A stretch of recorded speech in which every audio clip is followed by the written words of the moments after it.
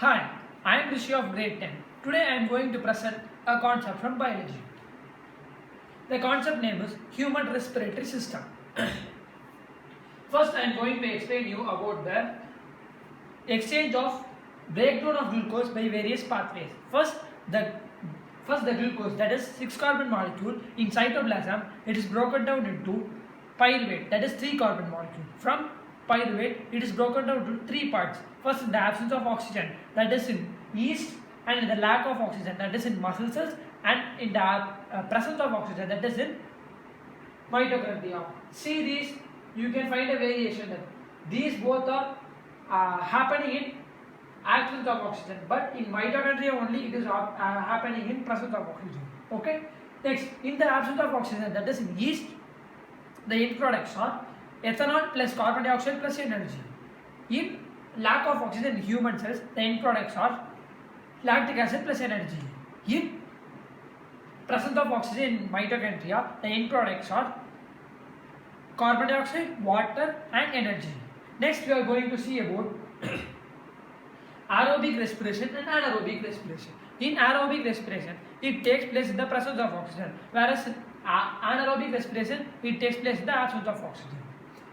In aerobic respiration, it releases carbon dioxide, whereas in anaerobic respiration, it does not release carbon dioxide, but it releases alcohol.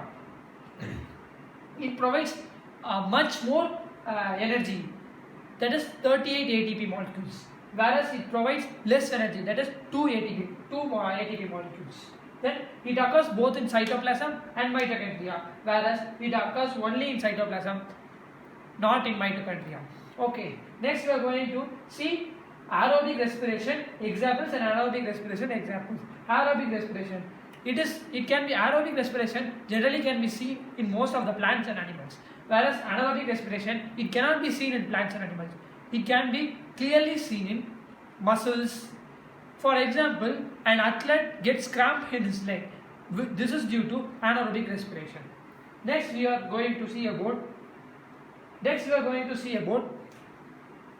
breathing process in our heart and lungs. First process is inspiration.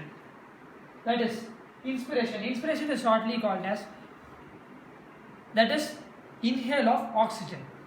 First, when we breathe in, our ribs move up and diaphragm becomes flattened, and due to which it increases the chest cavity.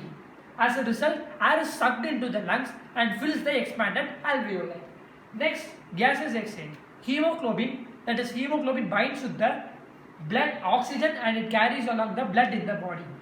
Next, as blood passes through the tissues of the body, oxygen from the blood diffuses into the tissues of the each cell. Whereas, you may get into a question, where does the carbon dioxide go?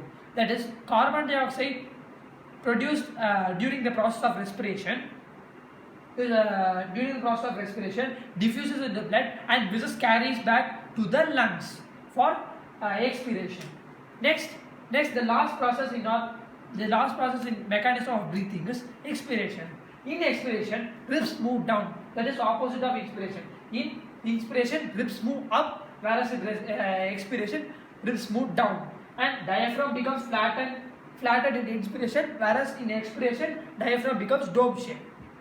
Due to the flattened diaphragm, the chest cavity increases in inspiration, whereas in expiration, due to the dome shaped diaphragm, the chest cavity decreases. As a result, air is sucked into the lungs, whereas in this, as a result, air is pushed out of the lungs. Okay. Next, this is the diagram of respiratory system in human being. First, the air moves from nasal passage to mouth cavity, from mouth cavity to pharynx, from pharynx to larynx, and larynx to trachea is here, and rings of cartilage. See, rings of cartilage, and it goes to the bronchi and bronchioles, and finally to the alveoli. This is the passage of air in the human respiratory system. I hope so you might have understood this concept clearly. Thank you.